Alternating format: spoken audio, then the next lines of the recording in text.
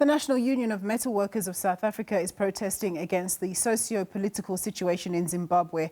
NUMSA says it rejects the violent authoritarian regime of the ruling ZANU-PF under the leadership of President Emmerson Mnangagwa. It says the picket is an expression of solidarity with the working class in Zimbabwe. Well, for more on this story, we cross now to Sipho Stuurman, who's standing by for us in Pretoria. Thanks very much for joining us, Sipho. Tell us more. Well, a very good afternoon to you, Nompu, and our viewers at home. Are you quite correct? We're coming outside the Zimbabwean High Commission here in Pretoria, where NUMSA and a number of their members have gathered outside here to picket what they call the human rights violations in Zimbabwe under the ZANU-PF government rule there. Now, currently, perhaps what's happening behind me, I'm not sure if you can see, is that they are currently reading a memorandum of demands and making a variety of requests on the changes that they would like to see in that country. That is, of course, NUMSA saying that they are doing this as part of showing solidarity with the workers in that country. But perhaps let's speak to the spokesperson of NUMSA, that is Pagamile Slubi. Thank you very much, Pagamile, for joining us. Let's talk about what is contained in that memorandum that's being read currently by the NUMSA president. Yes, indeed. So what we are doing here today is to, on behalf and with our comrades in Zimbabwe, to express solidarity and support for their suffering in that country.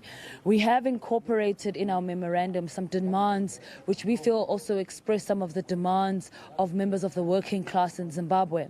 We have said in our memorandum, for example, that we demand an immediate release of all political prisoners, whether it's journalists, activists, trade unionists, because we know that there is an onslaught against anybody who is opposed to the government of ZANU-PF.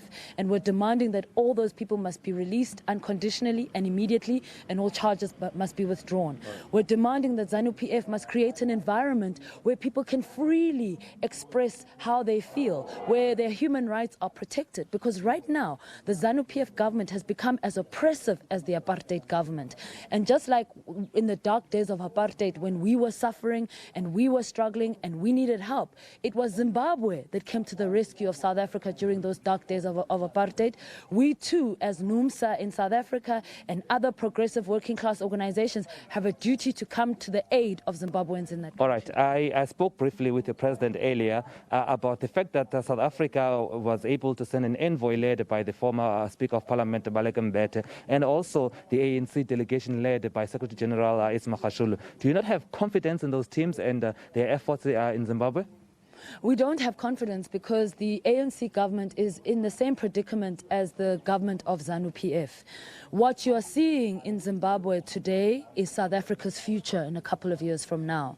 These are both countries where liberation movements rose to power off the support of the working class. And then when they arrived in power, they then started, instead of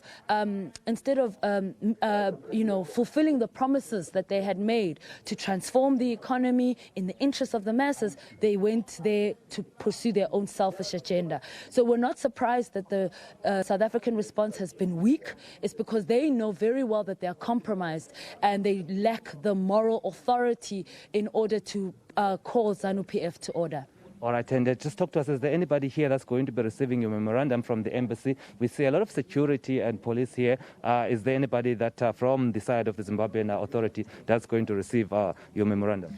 We've been told that there will be someone who's coming to receive the memorandum, and that's precisely why the police are all here, to ensure that this process is done and peace is maintained. All right, thank you very much, Pagamile. And perhaps, Nompo, I can just quickly get one more voice here from some of the organizations that are here to support NUMSA in their call for human rights in Zimbabwe. Thank you very much. So if you can also just introduce yourself and the name of the organization you're from, and you can just look at this way. Yeah. Thank you very much. I'm Josephat Mzakangulube from ZAPSON, Zimbabwe Solidarity Network. We are here to show a revolutionary support to NUMSA, what they are doing, because we want the story of Zimbabwe to be told. The human rights abuse happening in Zimbabwe should be told, and we are asking for other countries to intervene with this situation in Zimbabwe. What about bodies such as the AU and SADC? Do you not have confidence in that? We do have confidence in that, but you should understand most of the guys in Africa, like in SADC, they are from revolutionary parties. They've got ties. They've got their own ties on party. Like we acknowledged the delegation that was sent by South Africa from ANC, but we are not very sure of what of the outcome of those. All right, and just are you not very sure of the outcome? And just very briefly, give us a picture of what is happening on the ground in Zimbabwe, because you have the government there saying that there is no such human rights violations there, but you have social media and bodies such as yourself saying that it's a different story. Give us a quick picture of what is the situation on the ground in Zimbabwe. What is happening in Zimbabwe? The government is fighting against people, those who are standing against it, those who are fighting corruption in Zimbabwe. Like myself, I'm one of the people who was hunted until I came here in South Africa. My niece, she was seen, Nokoloma Post was abducted by the state agents at night in the CPD, and the case was reported with ZANU-PF.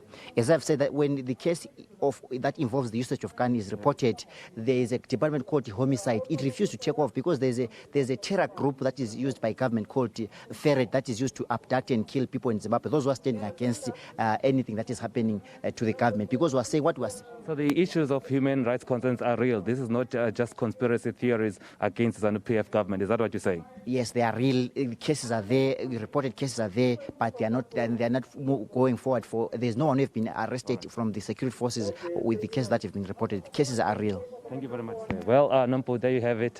NUMSA and some bodies are coming here outside the Zimbabwean embassy here in Pretoria to picket, of course, to raise the issue of what they call the human rights violations in that country, and saying that bodies such as the AU and SADC need to start, speaking out and resolving those issues. Of course, we know the South African government sent an envoy there led by former Parliamentary Speaker Baleka Mbete and the ANC, led by the East Secretary General Ace Magashule. But speaking to the people here on the ground, they say they do not expect anything tangible to come out of those processes. So they are taking the matter into their own hands and raising their concerns and giving voice to what they say is a dire situation in Zimbabwe.